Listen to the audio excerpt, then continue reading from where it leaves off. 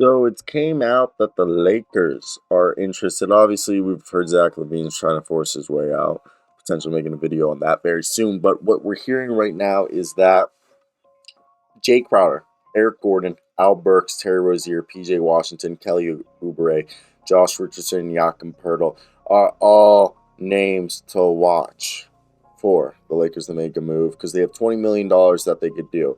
Right now, right here, I think the best deal, if you can flip not Patty Mills, but Pat Bev and Kendrick Nunn and one of those first round picks into PJ Washington and Kelly Oubre, I think that really moves the needle for you. That moves the needle. Another one is, I think they could do a Josh Richardson, Doug McDermott. There's also the idea of an Al Burks, Nerlens Noel deal. That could be cheaper than you would think, as Bojan Bogdanovic is off the market. Jae Crowder, if you're trading for Jae Crowder, I want like Dario Saric or Landry Shamet too.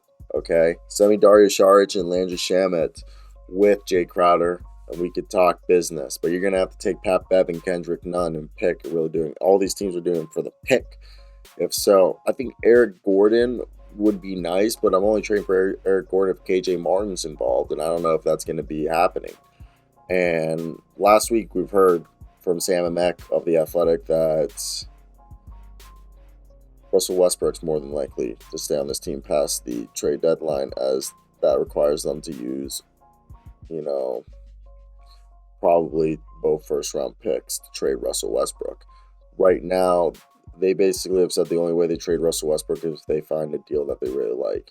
And with Anthony Davis' injury, it has increased the probability that the Lakers only make a smaller trade featuring at least one of, the first round picks. And that's unless a star demands a trade mid-season, like a Zach LaVine or like an OG Anunoby or somebody like that, we assume. But let's talk real quickly. Why would this? I think first off, PJ Washington and Kelly Oubre just solve a power forward and wing that they need. Okay, and as I've said, that packaging Pat Bev, Kendrick Nunn in either the 27 and 29 first round pick, likely protected for a 3-and-D wing and or a combo forward that fits well next to LeBron and Davis, is exactly what PJ Washington and Kelly Oubre. They can literally run a lineup of Davis, PJ Washington, LeBron, Kelly Oubre, and then Russell Westbrook at point guard. And then hopefully Austin Reeves can take over at point guard in the free agency market. You can find someone who gets bought out, or the assumption is maybe you bring back DJ Augustine. I don't think that's where you're going to go right there, but there's also people in the G League.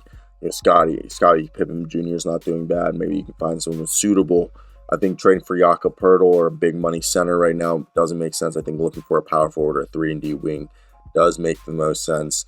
And I think the Lakers don't believe there's a trade presently available that will immediately turn them into a contender, especially factoring in the fact that Davis will miss a few weeks at minimum.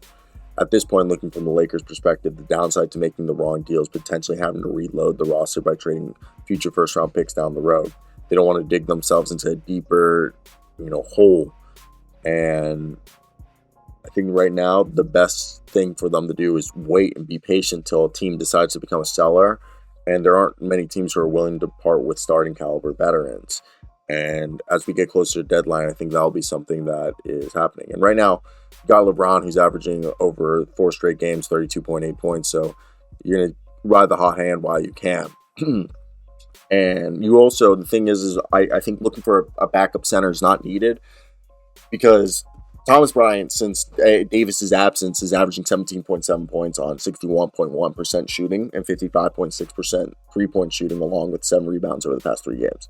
And I've always liked Thomas Bryant, a Washington Wizards fans here, and he's always been this efficient pick and pop, like offensive option who runs the pick and roll, but instead of necessary rolling to the basket, he rolls to the 3-point line and he's a kick out option for pops. And the guy's very energetic inside the paint.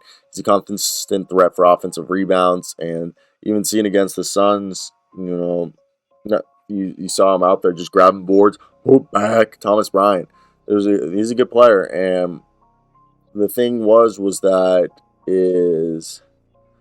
Bryant's ability to catch and then dunk is really good, as we saw when he did that on Kristaps Porzingis when LeBron threw, I think it was between the legs.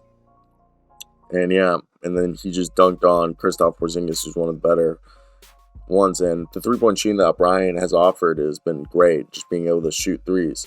And really the biggest thing is that, yeah, Dennis Schroeder and Pat Bev don't work together. I think Schroeder's good as a, six-man sometimes, but he's been more productive than Pat Bev.